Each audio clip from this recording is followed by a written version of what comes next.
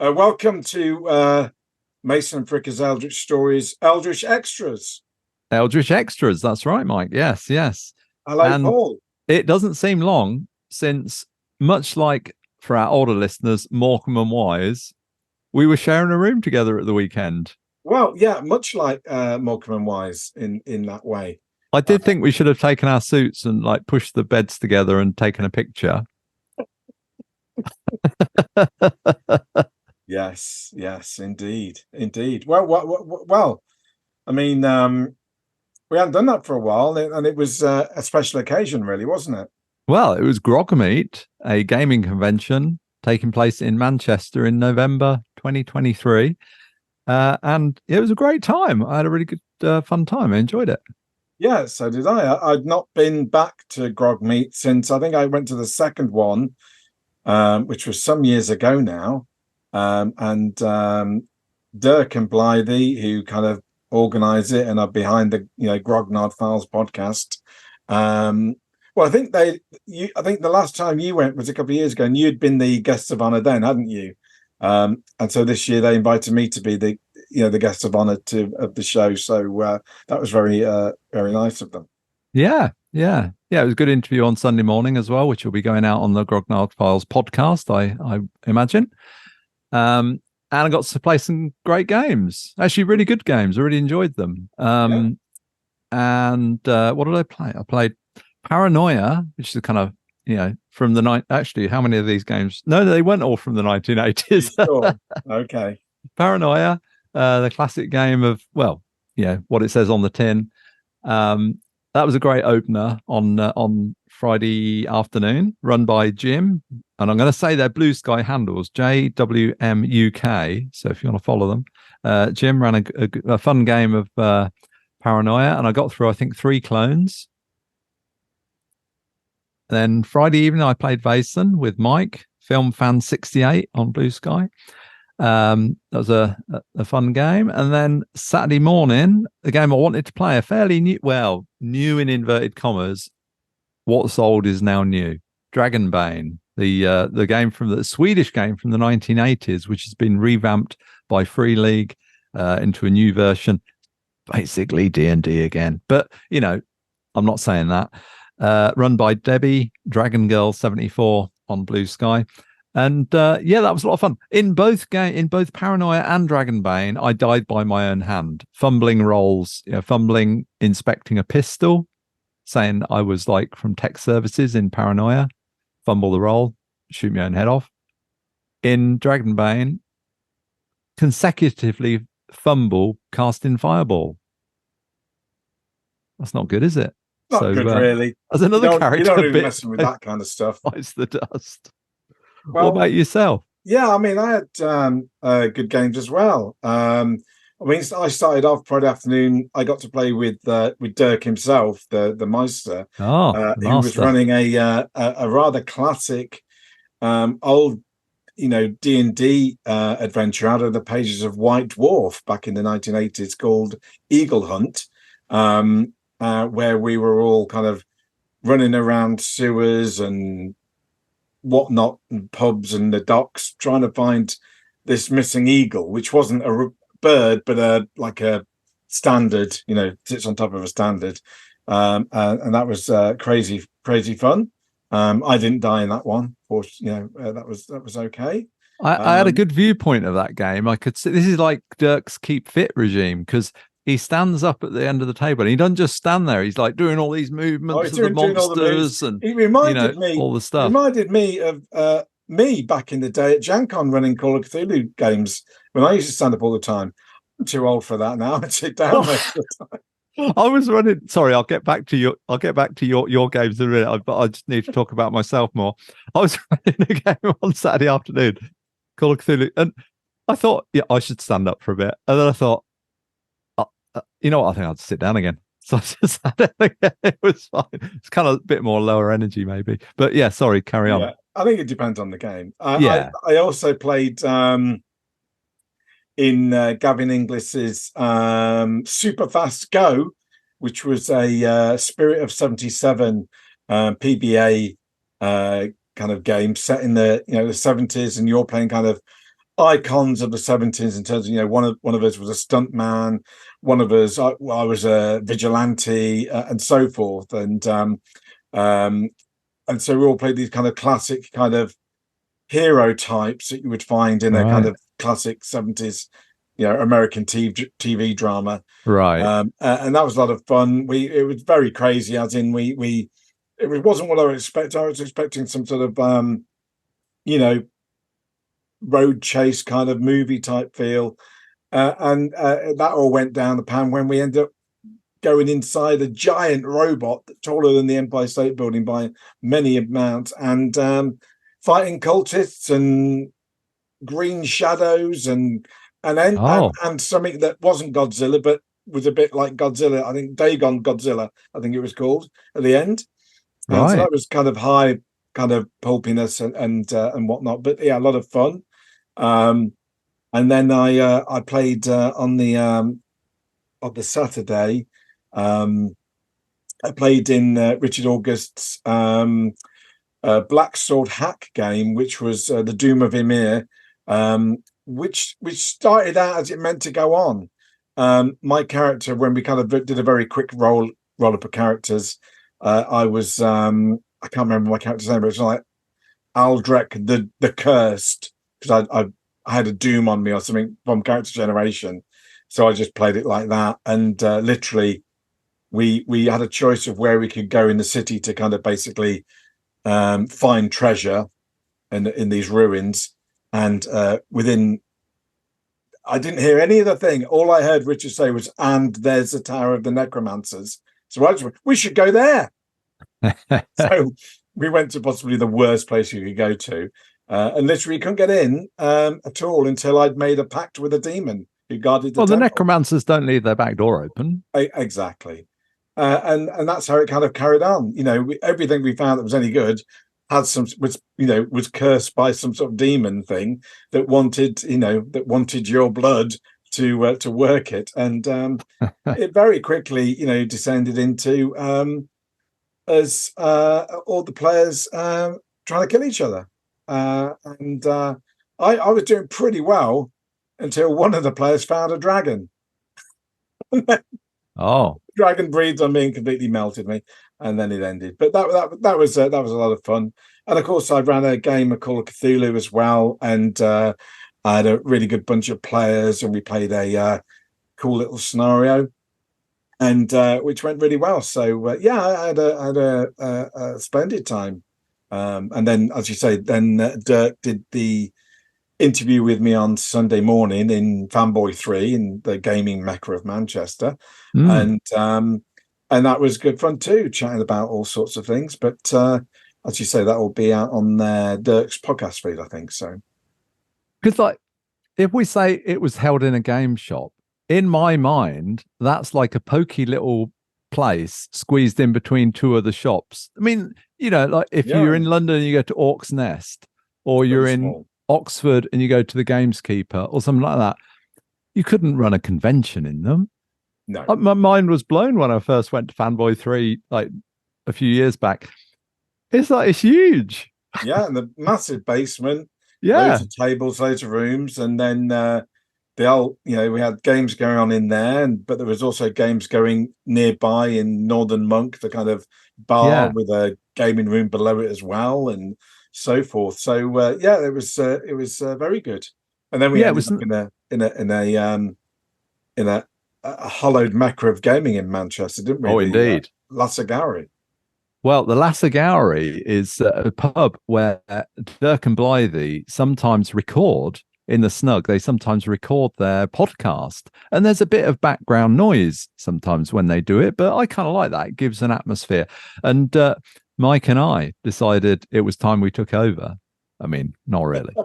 And so we were out in the bar and we recorded a little excerpt, which we're going to include as I don't know what we call it, bonus extras at the end. A little extra love at the end, yeah. Yeah. Yeah. I wouldn't want to record a whole show in that no more. Format. Just wait till the end to get that goodness. Yes. It's definitely worth waiting for. It's the way forward, though.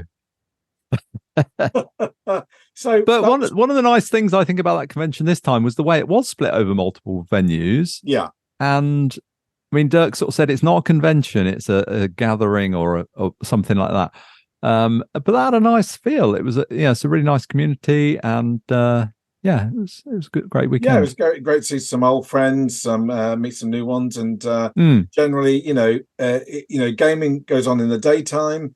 The evenings are pretty clear, apart from the Friday. The Saturday's clear, and so you have a definite time you can kind of socialize and catch up and so forth. And so that was, it felt very relaxed and very comfortable and welcoming. It did. So it's recommended if you're able to get to Manchester next year later in the year for Grog Meet 2024. And what else have you been up to? Anything else of note? You've been decorating this week. I've been decorating. That's what I've been. I thought you'd be covered in paint. Well, I was yesterday. I thought I might clean up. I might have a wash before this, just in case. So I've got a couple of days off work, and so I thought I will get around to painting the bedrooms, which I haven't done for some time, and they needed, a new lick of paint. So we're doing that. So I've done two out of 3 rooms and all of the upper hallway and stairwell. On Monday and Tuesday. In 2 days. They don't call me Mason the decorator for nothing. You don't. I'm getting you round next time we decorate, because that'd be a week for me at least. Well, there you go. But of course, when you start a job, there's always, you find other things, don't you? So I've now got a big wall in my bedroom that facing, when I'm lying in bed, look at this wall. It's just a big blank wall of nothing. Do you want me to do a mural? And so, no. Are you sure about that? You didn't sound very sure. I could get 3 portrait, large format movie posters, in a line on the wall. I thought that would look pretty cool. But the trouble is, I've been thinking about it for 2 days, and I can't think of what movie posters to put up. Oh, rotation. Rotation. So I thought, maybe if anyone out there has got an idea, to let us know on, let me know on the Facebook group or the Substack feed or whatever. Let me have your suggestions, because I mean, there's classic. I could have Indiana Jones, but the poster is not that exciting. I was wanting a bit more. You get some really classic posters, a bit more arty, a bit more interesting to look at. Yeah. That does sound good. To make my mind up. So I mean, unless you've got a great suggestion now, Paul, what would you think? Well, I think some of those 70s horror films that we talked about in a previous episode would be good, right. But I don't know. That's that's the kind of thing you want to look at when you're going to sleep. Basket Case, or yes. Maybe It Lives. That's it. Let's have a series of hideous looking eyes looking at me while I'm trying to sleep. Yeah. Marvelous. Yeah. You'd love that. So that's what I've been doing. Other than that, a bit of Christmas shopping. Getting ahead of the game. Get ahead of the game, which I think is always good. And I'm quite excited. I've got a book arriving today, or 2 books, I should say. It's a couple of books that have been written by old colleagues of mine from Games Workshop, and it's called Talking Miniatures, and it's a 2-volume set. 2-volume set of quite large books. That a couple of ex-GW guys who were there long before I was, but they were still there when I was there, so I know them pretty well. They've kind of gone back to some of the old original characters like Rick Priestley and so forth, and kind of interviewed them about their reminiscences, their anecdotes about the early days of Games Workshop and making miniatures and games. And they've collected them all into this book, and they had so many good stories that they made 2 volumes, and it comes as a 2-volume set. So I've got that arriving today apparently. So I should be looking forward to that, because obviously most of the people in the book I know, even if it's only a little bit, but a lot of them I've done a lot of work with, and so it'll be interesting to hear some of those really old stories and should be a lot of fun, because I imagine most of them are reasonably humorous as well, knowing the characters involved. So yeah, so it should be good. I mean, that history of RPGs, of role-playing games, is now quite a big thing. It started off, I don't know what the first book was, but a few years back, with looking at the start of D&D, there was the Dice Men with Ian Livingstone and Steve Jackson, and it's almost an industry of itself now. Yeah, I guess, I think, we're now what, 50 years old.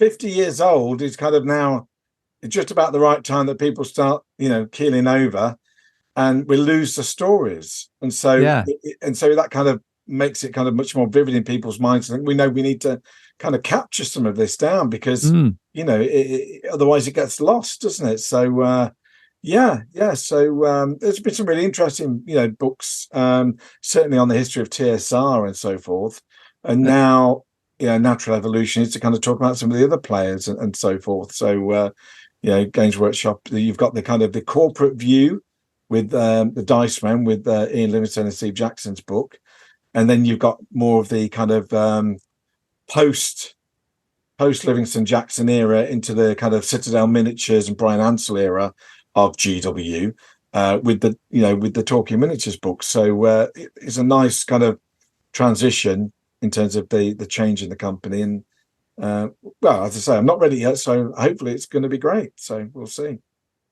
And there's the Eye of the Beholder, The Art of Dungeons and Dragons 2019 film. Yeah, it's a film, right? Oh, yes. I think it was on, I don't know if it's still on Netflix or Amazon Prime, but that's well worth a watch. I mean, not only does it go into some of the history of D&D and so on, it looks at all the individual artists, Daryl Otis and people like that. It's great. Yeah, but there is an art book as well, there isn't there? There is there is, which is what I kind of thought you were talking about. But yeah, no, I'm not picked that up either. But I need to watch the film. It reminds me of slightly tangent subject, but all in the same Venn diagram sphere, is the 2000 AD documentary. I can't remember the name of, but there's again, it was made a few years back now, and interviewing some of the the original artists and authors, publisher of 2000 AD, the British kind of genre comic that most of us kind of our age kind of read. That's the place where Judge Dredd came from, and Strontium Dog and so forth. And that's a really interesting documentary about the evolution of those comics.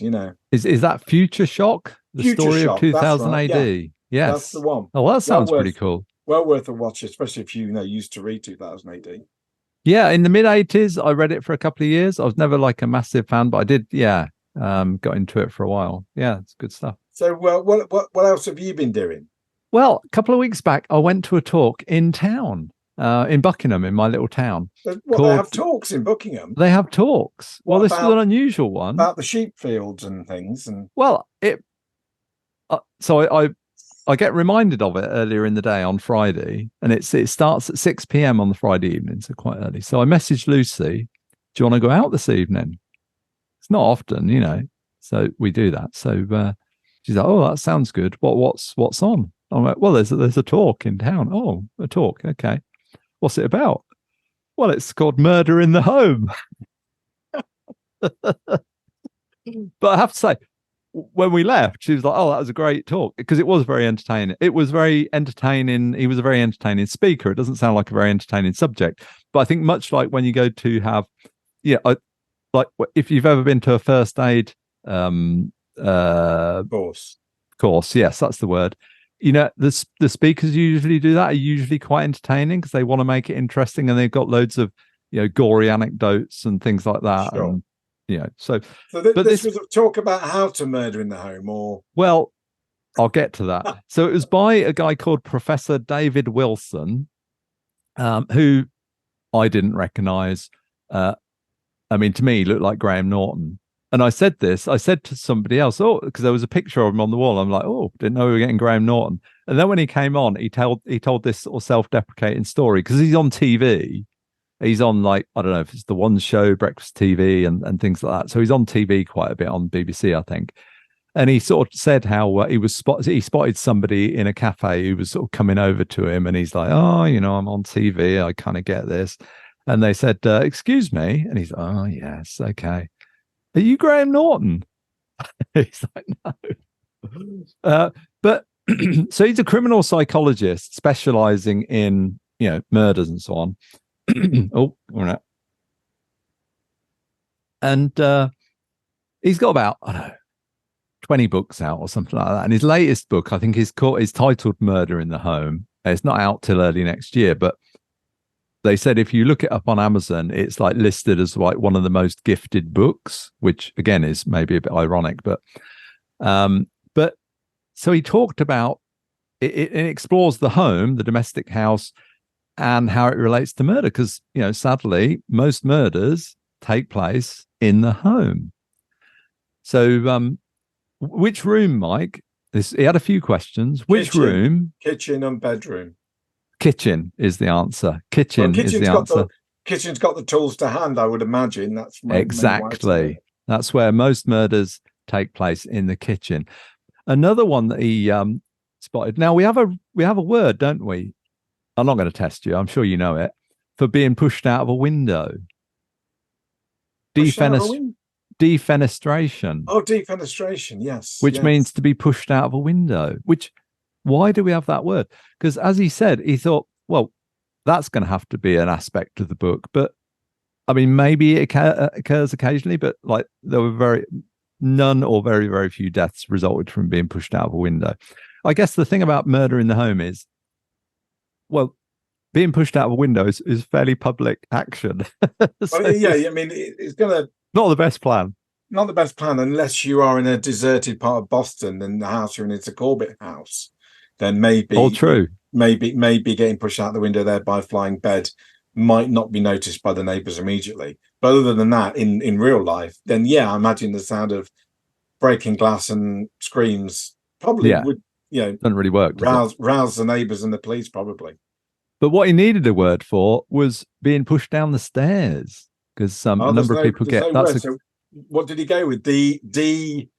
No, he did have a word for it. He'd used it was a sort of used the French term for something about stairs. So he adopted a French term, which I'm not, Oh, okay. I don't have many points in the French language, so I can't remember what that was. But he did say that a lot of people then, call in the murder, and he said usually the person calling the murder is the person that did it. Yeah. And they'll put the vacuum cleaner at the top of the stairs. Oh, they tripped over the vacuum cleaner or something like that. And they're like, they think they're coming up with something novel. Some genius, Yeah. But of course, it's they've heard it. The police have heard it loads of times before. Yeah. Yeah. Now, a couple of other questions he had for the audience. Yeah. What percentage of murderers do you think go through to be prosecuted in court? Not necessarily found guilty, maybe, but go through to be prosecuted in the UK to be charged and taken to court. Yeah, probably 45%, 90%. Wow, that's very good, isn't it? And I guess when he sort of, because a lot of us then guess really low, because you think, oh, the prosecution rate for so many crimes we're perceived as being very low. But of course, if it's happening in the home, it's probably fairly easy to pin down on people, I guess. Yeah, I mean, and often, it falls into kind of categories of death, doesn't it? But kind of like, there's the murder and manslaughter and so forth. And some of that is going to be premeditated, but I imagine a vast proportion is unpremeditated, well, as in it's a spur of the moment anger that just spirals out of control and ends unhappily in that way. But yeah. And at the end, he took questions, and he did talk. Well, he did talk about how every year they get loads of applicants, to do, because he teaches in universities, he's a professor. They get loads of applicants to do the PhDs and doctorates in criminal psychology, and every year he looks through them and sort of thinks, you shouldn't be doing it, because there are a number of criminal psychologists who have gone on to kill people. Well, so it's like there's no walk of life. Yeah, there's no walk of life in which people don't turn to it. But at the end, somebody did ask the question. So how do you get away with it? What do you do to commit the murder? And was the person asking the question stood there with this big notebook, ready to write, kind of? Well, he was sat next to what I assume was his partner, and the guy's like, he'd already had a go at this bloke. Edging away. Yeah. He'd already had a go at this bloke for grinning a lot, and he was sort of saying, "Oh, you're taking notes, are you?" sort of thing. But no, the speaker, Professor Wilson, he said, "Well, I'm not going to say because I've got a responsibility not to put this stuff out there." And I thought, good on you. Well, fair enough. Yeah. Because he was very aware of the influence that he and people in his position and anybody can have on that sort of thing. I guess they don't really want people getting away with it. Well, no, ideally not. Yes. And he talked about lockdown, of thinking that, well, shouldn't murders, well, what effect should that have? It's like, well, lockdown, murders and ghosts. Surely when we're all, shut in for months, the rate of ghost sightings and murders would both go up, one would assume. Well, I think the result was he said that it didn't have much effect on the murder rate because most of them happen in home and most people were at home. And you're locked in. So it certainly, that was an inbuilt kind of, I better not do this now, otherwise they know it's me. Well, I guess there was a bit of both. Yeah, there was a lot of pressure, like a lot of social pressure cookers. But but it was a very interesting talk, and I'm definitely going to get hold of his book when it comes out. I think in March. Right, yeah, it does sound interesting. It always reminds me of those kind of criminal investigations. I used to, back in the day, I had some of the old kind of original kind of volumes based on the stories from the Metropolitan Police, the kind of items that end up in the Black Museum there. That's no longer called that, but where all these kind of famous crimes, Crippen and so forth. There was a really interesting forensics book, a forensics professor had written, who had been investigated those kind of crimes, or at least researched them, and gave you the kind of the police kind of version of how they found them out and captured them, and it was very much on the forensics in terms of the analysis and what that produced. So I always found them just fascinating. So it sounds very similar, more modern, kind of more psychological kind of take on it rather than just pure forensics. But there was it's always human nature, isn't it? We do like reading about stuff. I mean, crime is like one of the biggest, most popular genres, right? Crime is the biggest genre. If you're detective fiction and so forth, crime fiction is by far and away. Which is why when you turn on the TV in an evening, prime time, whatever channel you're watching really these days, but it's some cop drama or something along those lines, isn't it? That's the big drama on a Sunday night, normally a cop drama of some kind. Saturdays in the 1970s used to be Kojak, Starsky and Hutch. Yeah. It hasn't changed in 50 years. People love a mystery. Juliet Bravo. Yeah. But people do like a mystery, and sometimes they like a bit of horror with it. Then we start talking about gaming. But in terms of crime drama, then it's very, very popular. Yeah. We should also say that in a couple of weeks we'll be both at Dragon Meet in London. We will, which is at the Novotel Hotel in Hammersmith, London. I don't know what the situation with tickets for Dragon Meet. I know they sometimes do advanced sale, but also you can normally get a ticket on the day. It's just a one-day event in the Hammersmith Hotel. Downstairs have got multiple floors. There's 2 floors of traders, some seminar talks, and there's some gaming as well. And normally quite a fun time. So, but this will be an interesting one because I believe this is going to be the last time it's at that venue in Hammersmith, because in next year they're moving venue, I think. Oh, yes. Yeah. That's the 2nd of December, 2023. And if you come along and see me or Mike and you say, keep it Eldritch, we'll give you a bookmark. We're getting some bookmarks done. You'll get something special, but now you've given. Okay. Now I've blown it. I've blown it. But yes, come and see us for a bookmark. And indeed, come and see us. We'll be hanging around the Chaosium booth and signing books and saying hello and having a chat with people anyway. But if you want an extra special thing, just say keep it Eldritch, and we will try our best to help you. Yeah, keep it and wink. Keep it Eldritch. Wink. Yeah. Or give us gold. If you give us a bag of gold, that'll work. We'll definitely give you a bookmark. Yes. Well, there are ways that people can give us their gold, isn't there, Mike? Well, there is. Was that a good segue? That's like seamless, Paul. Why don't you just carry on? Yeah. So through we have a Patreon now. So it's Patreon, www.patreon.com/Eldritch Stories. That was flawless as well, wasn't it? That sounded far more complex. So patreon.com/Eldritch Stories. Yes. So and you can Patreon and in the search bar put Eldritch Stories. Something like that. That'd be a lot easier. Yeah. And there we got all the episodes and all the extras, and we would welcome you to support us on Patreon and throw some of your dollars in there. And we also have the same facility on our website, so you can do it through either. You can support us through either one. Yeah, and we that helps to keep the lights on and the podcast coal furnace burning. So any support you can provide is always obviously welcome, and you have our eternal thanks. But other than that, do let us know what you think. Let us know if there's something you want us to talk about, or like the internet, if you want us to have an opinion about something, we'll do our best to have an opinion.